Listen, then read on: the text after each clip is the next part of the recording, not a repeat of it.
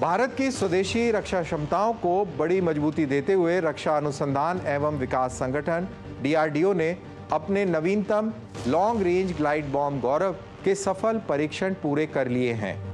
8 से 10 अप्रैल 2025 के बीच हुए इन रिलीज ट्रायल्स को भारतीय वायुसेना के फ्रंटलाइन लड़ाकू विमान सुखोई Su-30 MKI से अंजाम दिए गए और यह परीक्षण गौरव के सक्रिय सेवा में शामिल होने की दिशा में एक अहम कदम माना जाता है।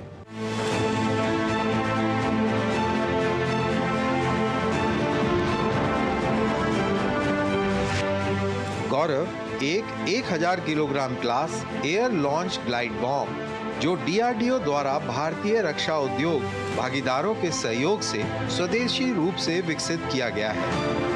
हाल ही में हुए परीक्षणों ने इस बम की क्षमता को सिद्ध किया है, जो 100 किलोमीटर से अधिक की दूरी पर सटीकता से लक्ष्यों को नष्ट करने की ताकत रखता है, जिससे लड़ाकू विमान शत्रु के एयर डिफेंस क्षेत्र से काफी दूर रहते हुए ऑपरेट कर सकते हैं।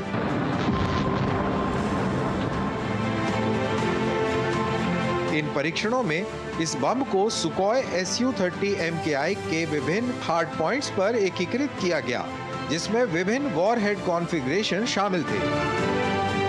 द्वीप परीक्षण रेंज पर जमीन पर स्थित लक्ष्यों को सटीकता से निशाना बनाकर बम की प्रभावशीलता और सटीकता का सफलतापूर्वक प्रदर्शन किया गया। यह बम अनुसंधान केंद्र इमारत, armament research and development establishment और चांदीपुर के इंटीग्रेटेड टेस्ट रेंज द्वारा डिजाइन किया गया है। इसमें फोल्डेबल विंग्स, कम ड्रैग वाली एरोडायनेमिक डिजाइन और एक स्मार्ट हाइब्रिड नेविगेशन सिस्टम है, जो इनर्शियल नेविगेशन और जीपीएस मार्गदर्शन का संयोजन करता है। इसका विंग स्पैन 3.4 मीटर और लंबाई 4 मीटर से कुछ अधिक।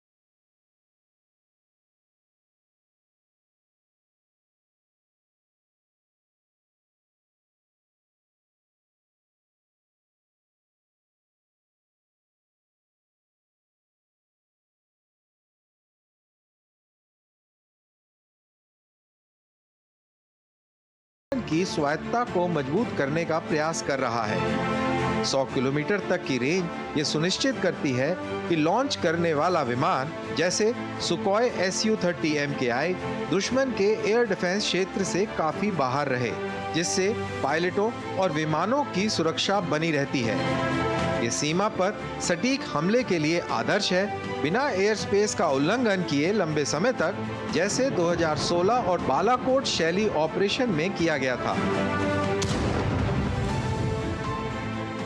इनर्शियल नेविगेशन सिस्टम और ग्लोबल पोजीशनिंग सिस्टम नेविगेशन से लैस ये बम विशिष्ट इमारतों, बंकरों, रेडार स्टेशनों या मिसाइल सीलोस को उच्च सटीकता से नष्ट कर सकते हैं।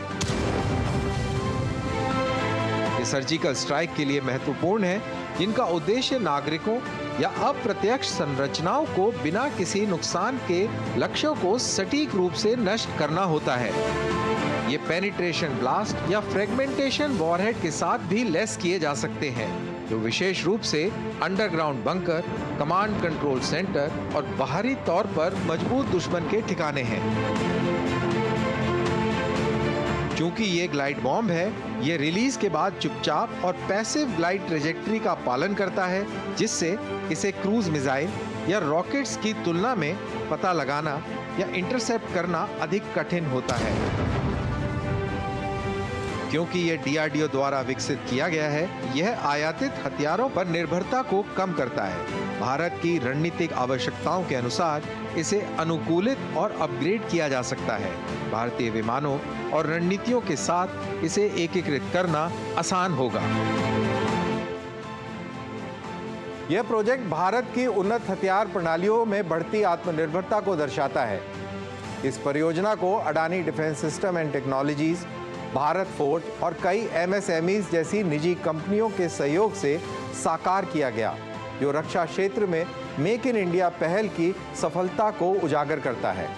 प्रमाणीकरण और गुणवत्ता आश्वासन की निगरानी centre for military airworthiness and certification और director general of aeronautical quality assurance द्वारा की गई। रक्षा मंत्री राजनाथ सिंह ने डीआरडीओ, भारतीय वायुसेना और उद्योग भागीदारियों को सफल उपलब्धि के लिए बधाई दी। उन्होंने कहा कि गौरव की प्रवेशीकरण से शस्त्र बलों की हमले की क्षमताओं में महत्वपूर्ण वृद्धि होगी। जैसे जैसे भारतीय वायुसेना गौरव को अपने बेड़े में शामिल करने की तैयारी कर रही है, ये अत्याधुनिक हथियार प्रणाली सटीक हमलों की क्षमता को एक नई परिभाषा देने जा रही है, जिससे भारत को हवाई युद्ध और रणनीतिक अभियानों में एक स्पष्ट बढ़त मिलेगी। इसके साथ ही एक हल्का वेरिएंट गौतम भी विकसित किया जा रहा है, जिसका वजन 550 किलोग्राम का होगा और जिससे अलग अलग मिशन प्रोफाइल के लिए तैयार किया गया है। भारत ने